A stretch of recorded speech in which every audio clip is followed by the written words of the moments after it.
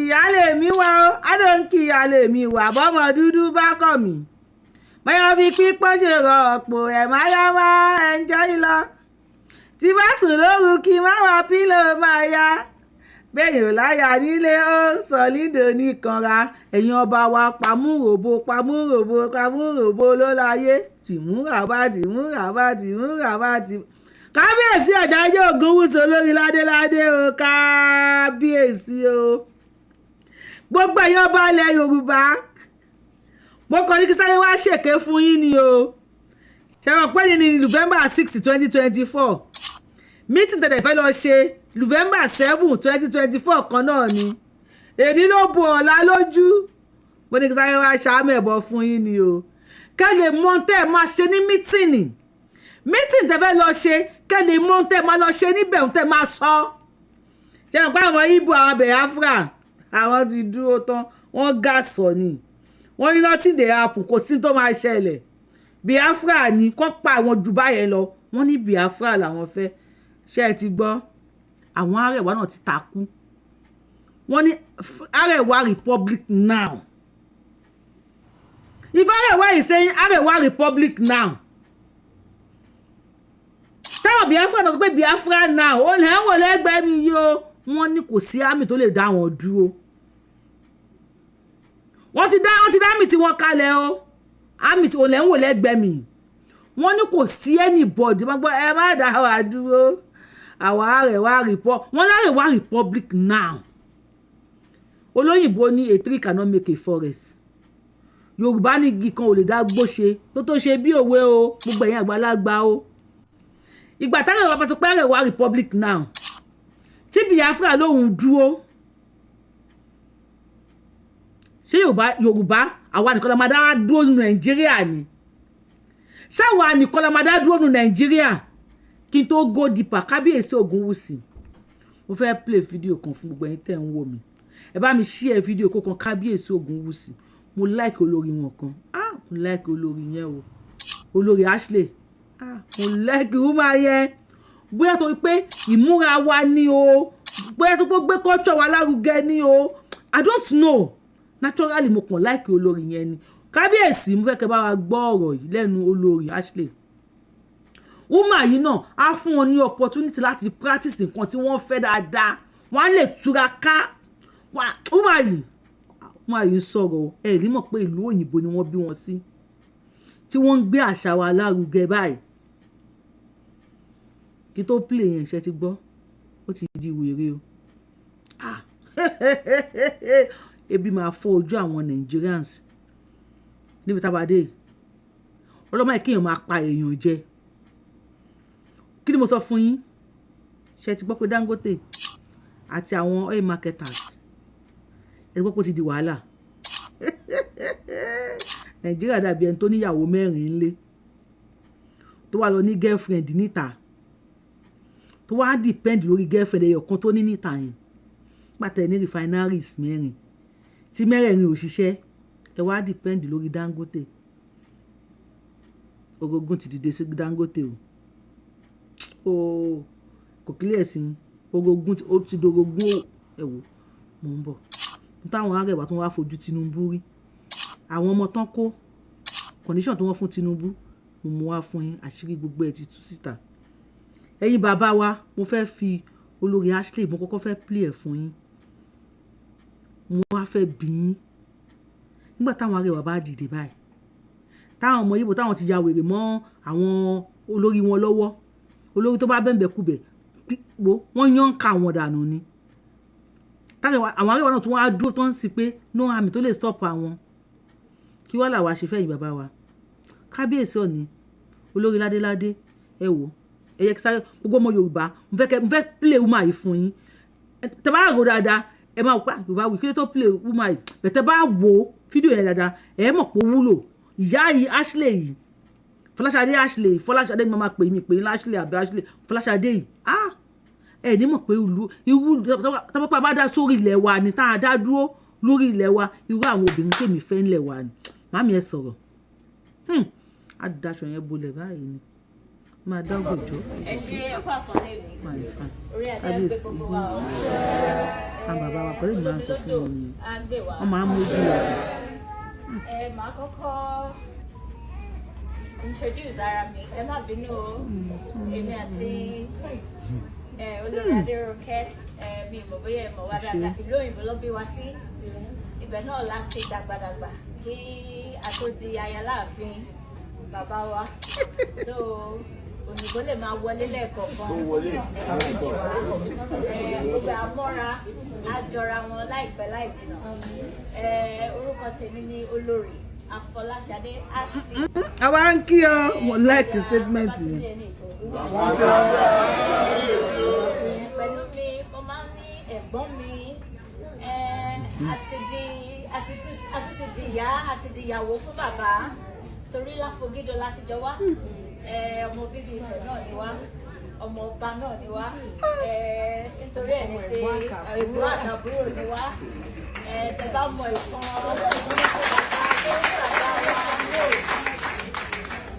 so Olórí Adérónkẹ́ Ògúnwùsì àwọn náà mo pè wọ́n wá sí ìjókòó ẹ̀ torí pé àwọn náà di òpó mọ́re mímú. Àwọn náà mọ̀ ń pa ìṣẹ̀ṣe. Nítorí ẹ̀ mo ṣe ní kó wá darapọ̀ mọ́ wá ń bíbá yìí torí bàbá wa ò lè dá ṣe. Ká tó bẹ̀rẹ̀ mo kọ́kọ́ fẹ́ dúpẹ́ lọ́wọ́ Olódùmarè. Mo dúpẹ́ lọ́wọ́ Ọlọ́run ló ní àná òun ni ó ní ọjọ́ gbogbo. Adúpẹ́ lọ́wọ́ Olódùmarè tí mo pè ìpàdé yìí tí gbogbo yín dẹ̀ fún mi ní tẹ̀ bàbá lé dìde tẹ wá Olódùmarè á bá mi kó yín lé o. Ṣé mo dúpẹ́ adúpẹ́ lọ́wọ́ Olódùmarè tó ṣọ́ ọ̀nà adájọ́ ọjọ́ pé adá ìgbà kò àwa náà rèé lénìí adúpẹ́ lọ́wọ́ náà. Mo dẹ̀ tún fẹ́ dúpẹ́ lọ́wọ́ ọkọ mi. Ọkọ wa. Kábíyèsí, bá a ṣe kábíyèsí o. Kábíyèsí o. Ìyáni ONIRISA. Onírí òrìṣà. Ọ̀dẹ tèmi adíwẹ̀ fòṣà. Dàgbùrú ọkọ̀ odò.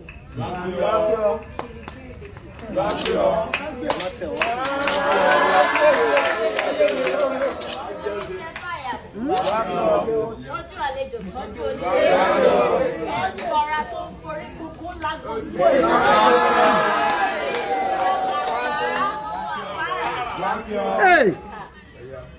Dágùdúró ọkọ̀ Fọláṣadé. Ọkọ̀ Adérónkẹ́. Ọkọ̀ Olúwa. Ọkọ̀ Adébọ́lá. Ọkọ̀ Tóbilọ́ba.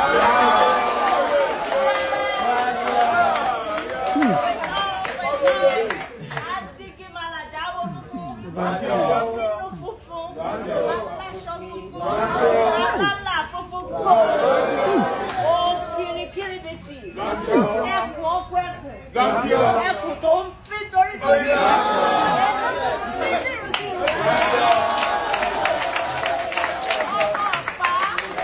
ọ̀pá tó dilé ọ̀pá tó ní gbogbo ibẹ̀ ẹ̀rọ àkọlé Oòduà bàbá Adéọlá bàbá Adéwàyíwá bàbá Fadéṣọlá bàbá Tadéníkà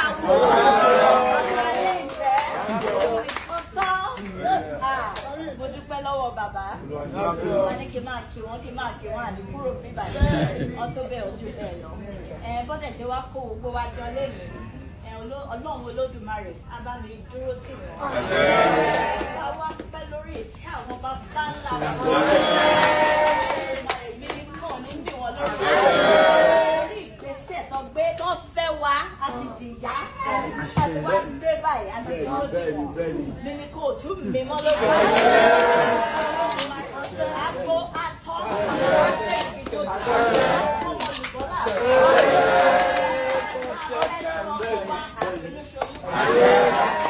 Àṣẹ àwọn bí wọn jọ Yorùbá ń kú sí i.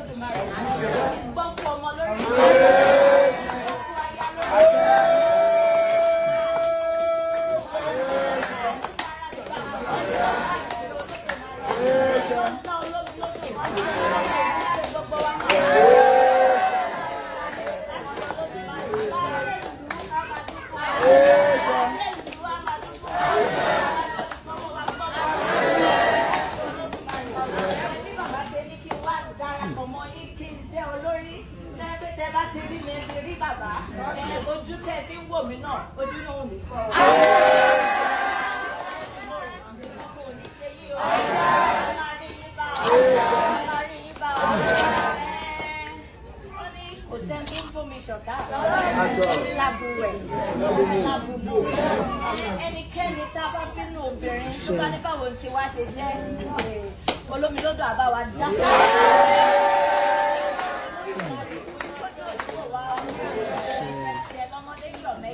Ẹnikẹ́ni tó bá rí wọn máa yọ̀ mọ́.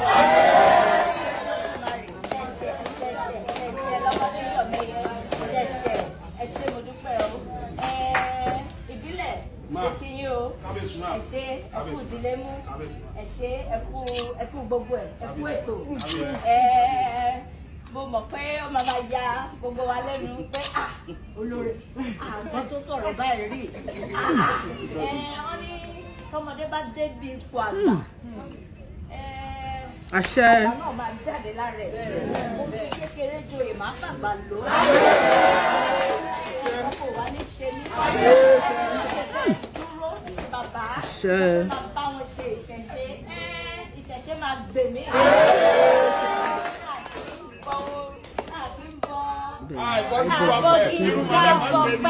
Rúmọ̀lẹ́ bá gbè wá, gbogbo igba rúmọ̀lẹ́ á gbè mí. Ẹ̀yin èèyàn mi bá mi ṣàṣẹ, ẹ bá mi pín fídíò yìí bóyá ó lè kan ìyá wa Fọláṣadé Ashley, bóyá ó lè kàn wọ́n. Ṣé ti gbọ́ ìlú òyìnbó ni wọ́n bí wọn sí yẹn. Ẹ wo bí wọ́n ṣe ṣàdúrà láàrin 7 minutes non-stop tí wọ́n sọ Yorùbá ọ̀rọ̀ dùn lẹ́nu wúmà yìí. Mo láìkì wọn, ara wọn tó máa ń gbé ìṣẹ̀ṣe ilẹ̀ Yorùbá lárugẹ tí wọn ò fẹ́ kí ilẹ̀ Yorùbá parẹ́ ni. Ẹni tí wọ́n bí sílùú òyìnbó tí wọ́n tọ́ nílùú òyìnbó bó ṣe wà wọ́n ń ta Kampala o. Olórí ń ṣe àdìrẹ o, wọ́n ń ṣe àdìrẹ, wọ́n ń ṣe Kampala tí wọ́n ń tà ní style wa tí wọn ò fẹ́ kí ilẹ̀ wa parun. Bóyá tí fídíò yìí bá kàn wọ́n lára wọ́n á lè bá wa bá kábíyèsí sọ̀rọ̀.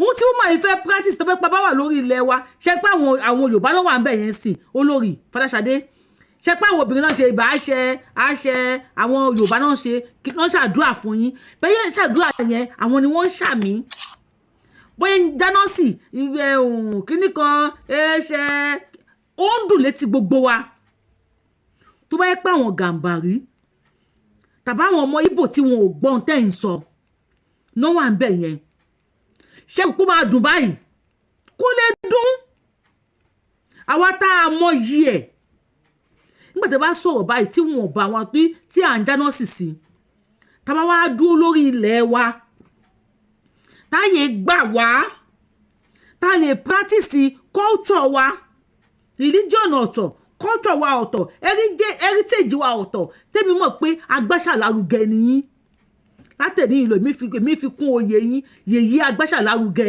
of Yorùbá land. Báwo ló ṣe máa dùn tó ẹ̀yin ti gbèlú òyìnbó ibẹ̀ náà bí yín sí ọmọ ọba tó fọmọ ọba ní tàbá wá pawọ́pọ̀ tá a gba ilẹ̀ wa tẹ bá Ọọ̀ni sọ̀rọ̀ ní bedroom voice tẹ bá wọn sọ̀rọ̀ níbi tó ti máa gbọ́ tẹ pé pillow talk kò sí bí èèyàn ṣe lè lágbára tó bá ti jọ́kùnrin àwọn obìnrin náà la máa ń ní rìmúùtù wọn lọ́wọ́ tẹ bá mi share fídíò tó bá mi kan olórí Fọláṣadé kó bá wa tẹ bàbá kó bá wa tẹ rìmúùtù bàbá níbi tó ti máa gbọ́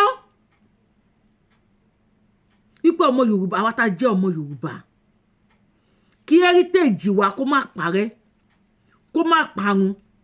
Arewa lòun ń lọ Ìgbò lòun ò dúró kí làwọn fẹ́ máa wá dúró ṣe meeting on the 7th tó fẹ́ lọ ṣe November 7 2024 dédé ilé jẹ́ November 6 2024 Yorùbáwùyí lórúkọ mi. Mo wá ń bẹ ẹ̀yin ọba mo ń bẹ ẹ̀yin ládéládé ẹ kọ́kọ́ bá mi wo ẹ̀gbẹ́ mi yìí ká tó sọ̀rọ̀ Dangote ẹ bá mi wo kíní àwọn Arewa yìí kíní flag wọn ni wọ́n ti ṣe àwọn ẹ̀yẹ tó ń gbé flag wọn dání yẹn. Now wọ́n ní why we establish Arewa army for proposed Arewa country. Wọ́n ti propose country wọn Biafra ti ń gbé flag ẹ̀ kiri àwa Yorùbá náà ń gbìyànjú nígbà tí Saki Sultan Saki show tí mo post lánàá tó bọ́ta pé àwọn ń lọ ni tí ẹnu ọmọkiri tó wá ń kan kinní kan kó má bínú you don't have to hang kinní kan tó jà kó gbẹ̀rẹ̀ tí mo show fún yín tẹ́ bá rántí nǹkan tí mo sọ fún yín nínú show yẹn wípé tí kan ni wọ́n bá sọ̀rọ̀ gbogbo wọn ti pa wọ́n ti kún lábẹ́lẹ̀ ìkànnù wọn máa wá gbé bọ́ta ni wọ́n ní we don't want one Nigeria again Sultan nìyẹn ọmọ Sultan bóyá cousin ẹni bóyá ọmọ ẹni ṣàpè Sultan wà níbi orúkọ ẹ̀ I saw it yesterday tẹ́ bá ti wò ẹ lọ wò lórí page mi táwọn ti ń sọ bẹ́ẹ̀ sí pé àwọn ń lọ àwọn ìbí ìbò sí pé àwọn ń lọ many people wọn láwọn fẹ́ kó nínú Nàìjíríà so yín bàbá wa ọmọ wa ní ẹjọ́ ṣe ọmọ wa òṣèdí bẹ̀bẹ̀rẹ̀ ọmọ wa òṣèdí pàǹpàrà ọmọ kúrú náà ti mú everybody nísìn làpálàpá ti ń jẹ̀dí anybody tí ò dẹ̀ sí owó láti ra oògùn láti fi kí ọ làpálàpá yẹn ó ti fẹ́ẹ̀ di náà rùn pàápàá ṣáwa nìkan la máa wá dá dúró tá a máa jẹ́ Nàìjíríà ni mo ṣe play video ìyá Fọláṣadé bóyá ń sọ̀rọ̀ dùn lẹ́nu wọn if she can be born in London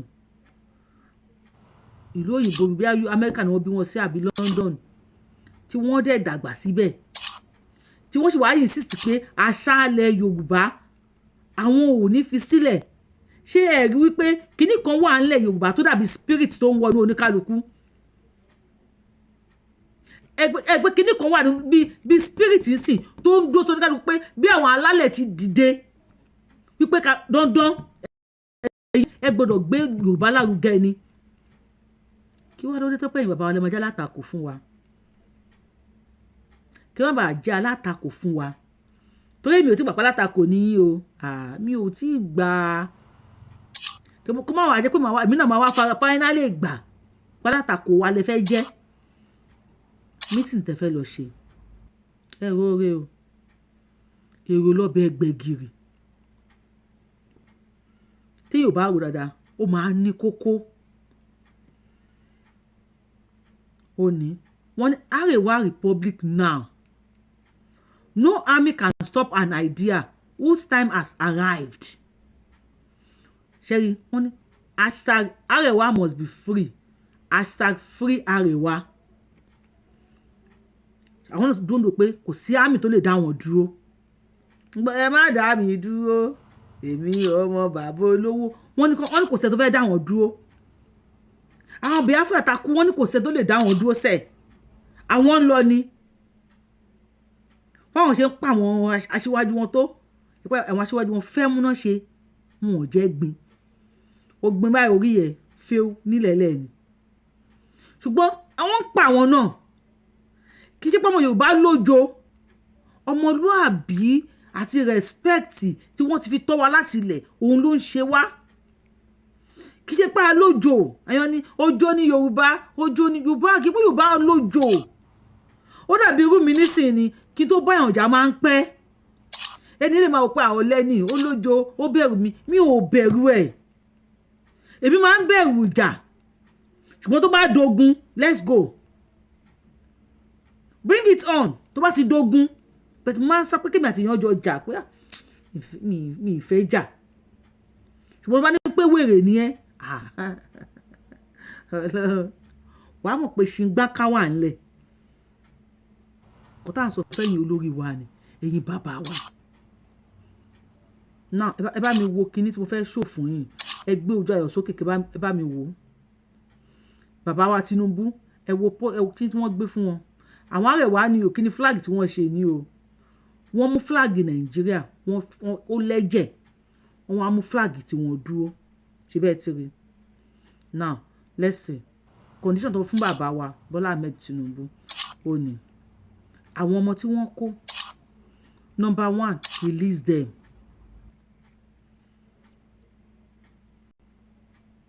number 1 nìyẹn ẹ má kálẹ̀ gbẹ́ mi o number 2 compensate them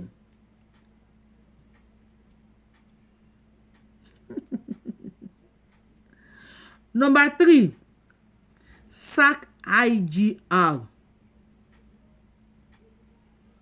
So clear? Ta Nigeria. Ọmọ boni. They play. Number 4, wọ́n ní investigate. Àwọn wo náà kan investigate. Torí àwọn ọmọ tí wọ́n kó lọ ní mo ṣó wẹ̀ fún yín lánàá. Àwọn ọmọ tí wọ́n kó lọ sẹ́wọ̀n ni o. Tọ́nà gbé Russia flag dání. Àwọn eléyìí ẹ̀yin bàbá wa mo mọ̀ play mo mọ̀ gbé kíní wa fún yín ni. Àwọn eléyìí ò kí rí àṣìṣe àwọn ọmọ wọn. Àgàgà tó bá ti ní ti Yorùbá nínú wọn ò fẹ́ wọn gbọ́n pa. Bẹ́ẹ̀ ṣe ń rí àṣìṣe olóyè Sunday Igboho ó bú ọba Sunday Igboho ó bú Joyè gbogbo àwọn tó ń support bọ́bọ́ bú Joyè sí ibi ti fọ́ wọn lójú báyìí ẹnu wọn ti wọ́wọ́ àwọn náà ti padà wálé ọ̀kọ̀ọ̀kan àtòrí kan ṣe kan lọ́bọ Ọlọ́run tẹ́bí bá pa wọ́n kú ebi bá fẹ́ fọ́ ojú wọn sìn wọn ò ní mọ̀ lọ́rọ̀. Number 5, arrest other perpetrators. Who are the other perpetrators? Àwọn wo ló ní kàn lọ arrest? So clear. Last one, the 6th one. Want to give the victims full scholarship to study abroad. Anything less of this, we are storming the streets.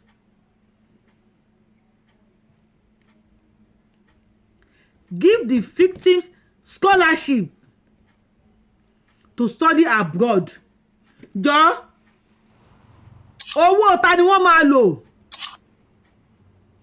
fífún wọn ní scholarship lọ sí abroad láti lọ kàwé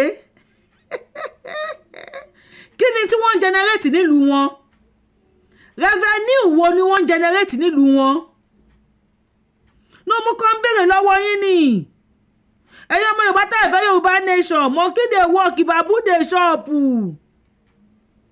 ìbọn láti máa kówó condition tó fún bàbá wa nìyẹn o wọ́n ti la bàbá wa ní condition ẹ wá wo fọ́tò àwọn ọmọ wèrè ẹ wo fọ́tò tó ló fún bàbá ṣé bàbá mi ló wá rí báyìí torí Ọlọ́run èyí rẹ̀ wá ẹ fẹ́ kú re o ẹ ó dídí dáàdì mi Jagaban ẹ tẹ wá fọ́tò wọn tó fàìn kẹ́ ẹ lò olóṣì làwọn àmọ́ rẹ̀ wá jẹ́ ìṣì èrè ni ó ní bàbá ti wá lẹ́yìn àgbẹ̀ àkànbí ọmọ olódò dẹ ṣe bẹ́ẹ̀ tiri tí kókó bá ń fẹ́yàn lẹ́fẹ̀ẹ́ èyàn kì í jorí ìmọ̀dò tí má dẹ̀ jorí ìmọ̀dò àwùjọ kóńdó lèyàn kì í dé tẹ bá wá dá àwùjọ kóńdó ṣe bó yẹ kẹ́ mọ̀ wọn ara yín ni kẹ́ mọ̀ wípé létò lọ ẹ̀yin ọba ṣe bẹ́ẹ̀ tiri lójú Tinubu wà ń bẹ̀ ni wọ́n ṣe Tinubu báyìí tí Tinubu bá bọ́lẹ̀ lórí àpèrè kí ló máa ṣẹlẹ̀ àfi kó ní kálukú di ẹrù ẹ̀ gbogbo mi ò bá kájà dànù ni. So why must we continue? Nígbà táwọn láwọn ò fẹ́ Nàìjíríà mọ̀ ẹ wà àgbẹ̀kọ̀ condition ó máa compensate wọn anything less of it àwọn máa bọ́ sí títì wọ́n á tún dalẹ̀ rú gbogbo tí wọ́n sun níná wọ́n ò rí o àdìlọ́ àwọn èèyàn ọmọ kéékèèké ni wọ́n ó yẹ kán yẹ orientate wọn kán ṣe kíní kan bẹ́ẹ̀ kí eléyìí lójú tèmi ó ti dàbí threat àbí kò jọ threat lójú yín ni. ẹ jẹ́ ká lọ sọ́dọ̀ Dangote refinery Nàìjíríà níyàwó 4 ńlé ṣùgbọ́n tó pé wọn ò tọ́jú ìyàwó 4 wọ́n á lọ yan àlè níta wọ́n fẹ́ fi bùkátà pa àlè yẹn àmọ́ kò sí wàhálà o sugar mummy kan tó ti wá bọ́ta nísìn ó ti wá di wàhálà àlè fàṣọ sugar mummy ṣé wọ́n ní padà fọ́kọ ní poison no ṣé wọ́n ní padà poison ọkọ òun ló dífá fún Nàìjíríà tó ní refineries 4 lẹ̀ tí ò tún ṣe ọmọ èèyàn Dangote lálẹ́ sugar mummy kan tó ti wá bọ́ta ń sìn ó ní àti ìwà tipẹ́ o kò sẹ́ni tó lè yà wá o ó lóun àti Nàìjíríà ti wà tipẹ́tipẹ́ sugar mummy tó jáde CEO Pinnacle Oil and Gas Limited Nigeria Limited Robert lórúkọ ẹ̀ Robert bíi Dickman àbí kí ló kí mi mórúkọ wọn pè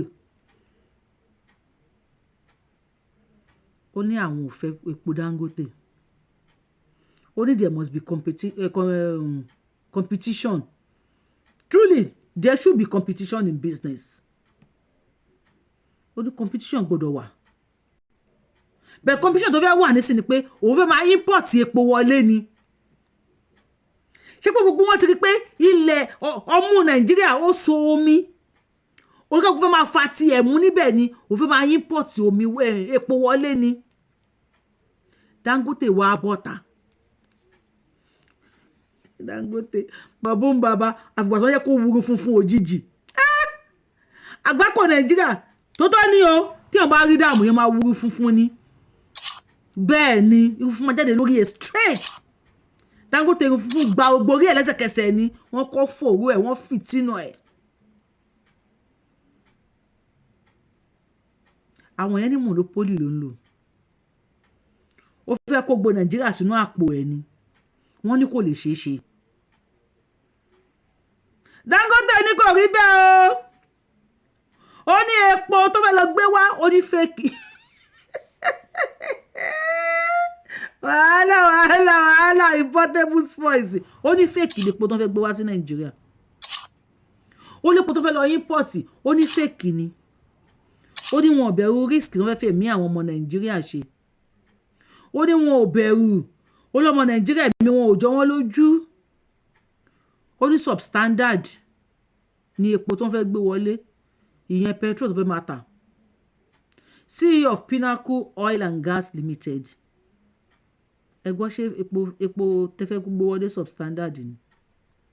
Dangote tẹ̀síwájú. Ó ní wọ́n ọmọkùnrin yóò dẹ̀ bẹ̀rù Ọlọ́run. Tó dẹ̀ kó sí para Amẹ́ríkà nìyẹn. Fún máa import. Ṣàárín yẹn yé yín. Ará Amẹ́ríkà ò fẹ́ máa import epo wọlé.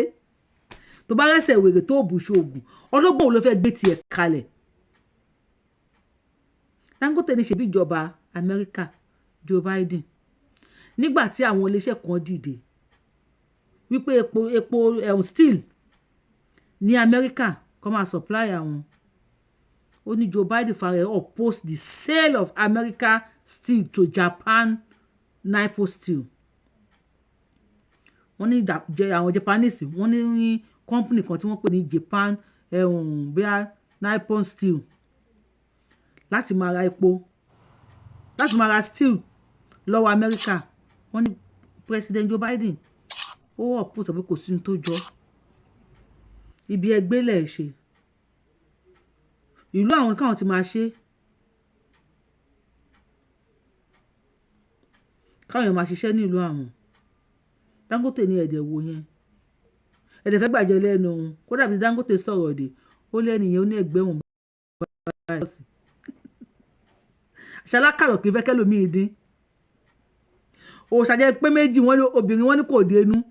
Wọ́n yẹ pé ṣe wá ń clear ẹ̀ sí ni pé Dangote bàbá wọ́n ti gbé ẹ̀pọ̀n bàbá ara ná. Ó ní kí ló ṣe fẹ́ gbẹ̀mí lẹ́nu òun ni. Ó ní kò sí ní tó jọ. Ó lẹ́gbẹ̀ẹ́ ṣọ́ọ̀bù àwọn náà múlẹ̀ sí. Ọ̀rọ̀ di fàǹfà bí oríkì olóyè Sunday Igboho. Ó fẹ́ pọ̀n dísà ejò pínpínpín.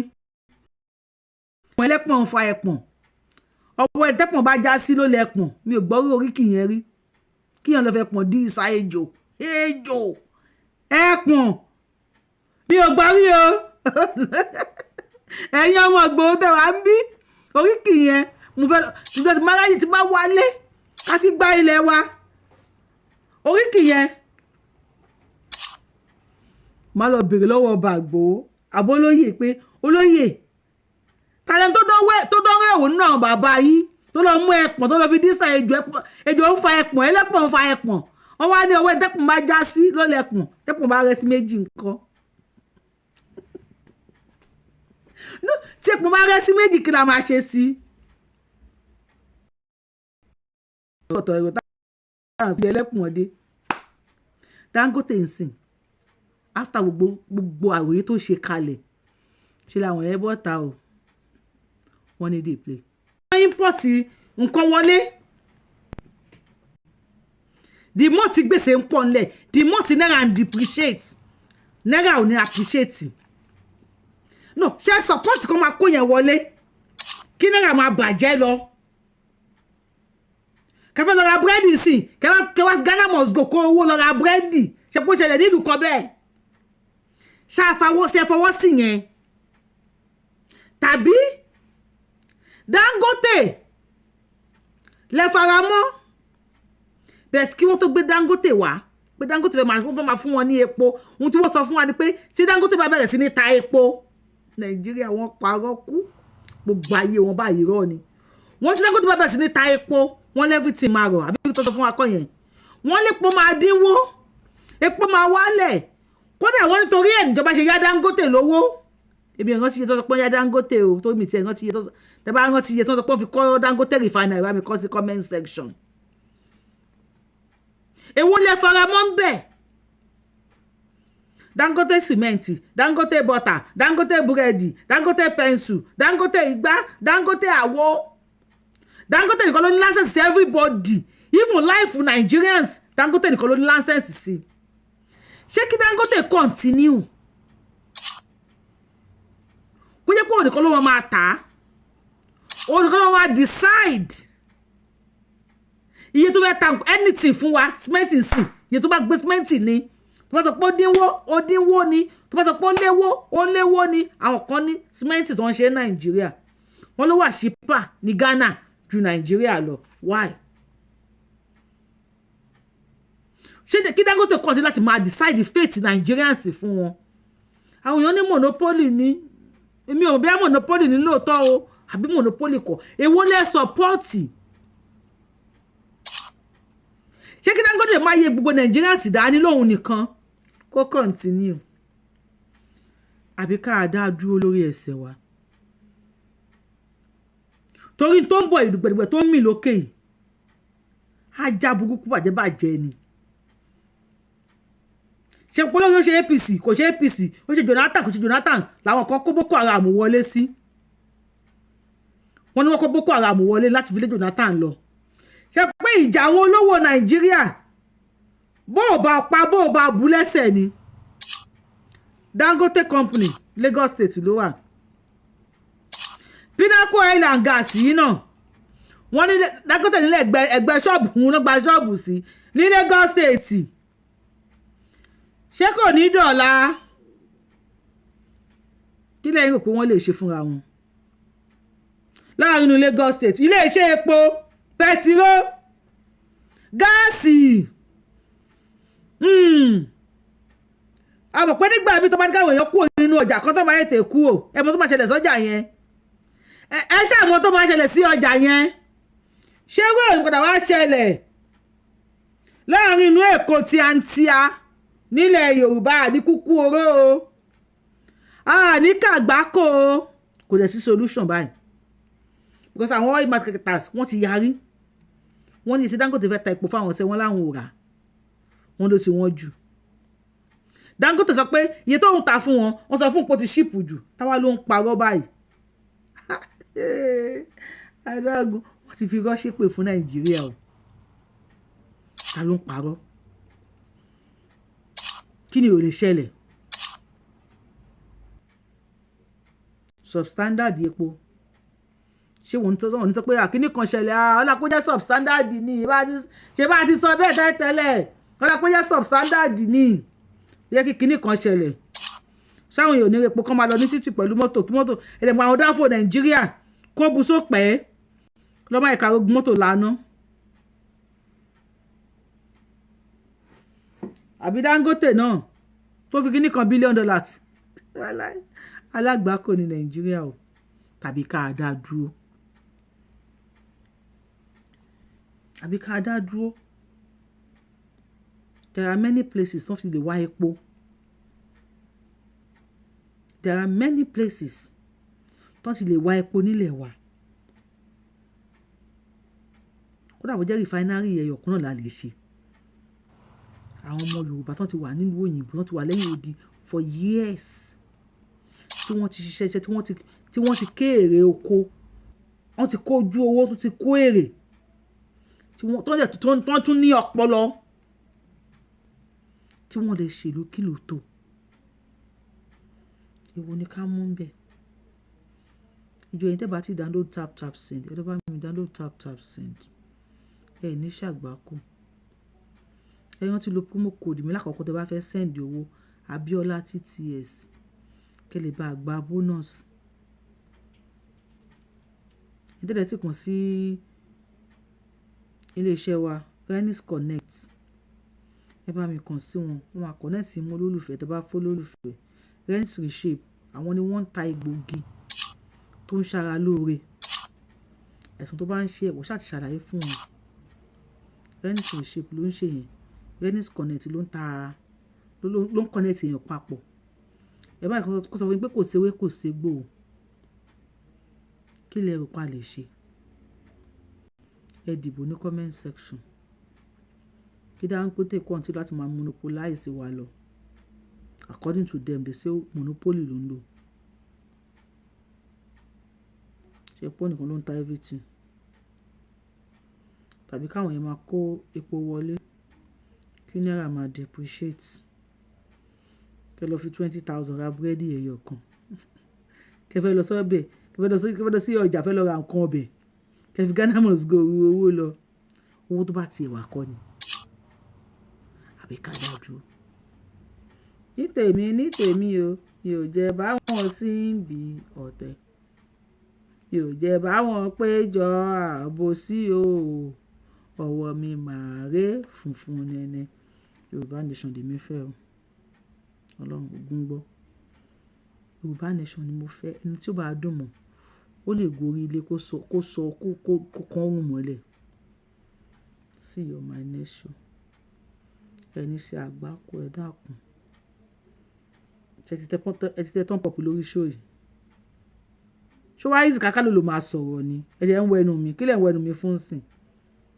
Kí lẹ̀ ń wẹnu mi fún? Ṣé easy káká ló máa sọ̀rọ̀? Ẹ ti share video, ẹ bá mi share. If you are seeing me for the first time, I'm the one and only Akadolo of Yoruba land. Self-appreciate pọ̀ lórí show yìí. Adá wọn ilẹ̀ Yorùbá ọmọ jọmọ lórí olóyè tí òpin méjì abẹ ní ọmọ òṣèré pààrọ̀. Ẹ tó máa pààrọ̀ tí wọ́n máa déwájú federal government tó máa sign yìí. Dey play wọ́n máa déwájú Elédùmarè. Ọlọ́run adéwájú Ọlọ́run ọba àròjọ. Face to face báyà lọ wá bàbá God pé òun fẹ́ rí bàbá God o. Ṣó ti yé yín? Ìyò kí Ọlọ́run lójú lásán. A kú bí 99 times. Tó wá rí Ọlọ́run tọ́lọ́ bá wá sign fún. 99 times yes. Ẹ ti mọ ìgbà yẹn. Kó máa padà bọ̀ kó wá di Mẹ̀túsẹ́là kó fi jọ pa àwọn ọmọ ọkùnrin bàbá làbà báyìí tí ò kú rí. See you my nation. You know I love you. If you love me and if you love what I am saying, subscribe to this YouTube channel. Ẹ má gbàgbé láti tẹ notification bell yín o. Tẹ́ bá ti tẹ kalẹ̀ báyìí ẹ tẹ sí all, not personification or none. Ẹ tẹ sí all. So tẹ́ bá ti mú wá fún yín ẹ máa rí wa wò bí ìran Yorùbáwùyí lèmi jẹ́ Yorùbáwùyí. Ọmọ ọlọ́pẹ́ tó ń ṣọpẹ́ ìdájú. Yorùbá nation láfẹ́kẹ́ èyí kábíyèsí wa iṣẹ́ àti bó ṣe lọ. Tẹ́ bá ti lọ tó fẹ́ lọ ṣe yẹn ẹ jókòó papọ̀ ẹ sọ̀rọ̀ ká dá dúró kẹ́yìn náà lè ra yín lò ká ṣe padà sẹ́nu yín. Wọ́n ti ń lẹ ọba lóko nílẹ̀ Yorùbá àgbà. Wọ́n ti ń lẹ ọba lóko. Tó bá ń lé ọba lóko nísìn tó máa rí 5-10 years kí náà máa ṣe fún yín. Ẹ̀rọ bọ̀ Ògbómọ̀ṣọ́ba Gandhi bọ̀bọ̀ yẹn tó bá dì mú bóyá kò bá bọ́ ṣòkòtò tó ń di ọba. No bóyá kò bá fa ṣòkòtò yọ ní ìdí ọba. Àdéhùn fún yín ẹni ká dákẹ́ ká gbẹ́nu sàn àmọ̀ràn wá sọ kíníkan ọmọ yẹn wọ́n lè gbowó bọ́ba bújóyè àbí pípọ́ ń sòótọ́ àbí. Ìdí ẹ̀rí sìn kò ju ti Sunday Igboho sọ sí yẹn lọ. Wọ́n ń pa ọba. Nothing wey Musa no go see for gate. Musa ti rí mẹ́wàá. Èmi ẹ̀wọ̀n. Mo ṣàkọ́ ni kí wọ́n sọ fún yín ni. Ọ̀la tẹ́ fẹ́ lọ sí mítìnì. Àwa náà ọ̀la ẹ̀sán yín. Àdóde outcome meeting yín. Tó bá wùn kẹ́ wá parọ́ fún wa. Kẹ́ lọ sáyìn wa kẹ́ lọ tà wá fáwọn ọmọ Haúsá. Kẹ́ wá dé kẹ́ wá parọ́ fún wa. I trust you. You know I love you. Ẹ ṣe normal yín bàbá wa kẹ́lẹ́ bá ara ọmọ. Ẹ tẹ̀tẹ̀rẹ́ tó ju ọmọ lọ. Ẹ jẹ́ kí n máa lọ mo ti fẹ́ máa ṣe fẹ́. See you my next show.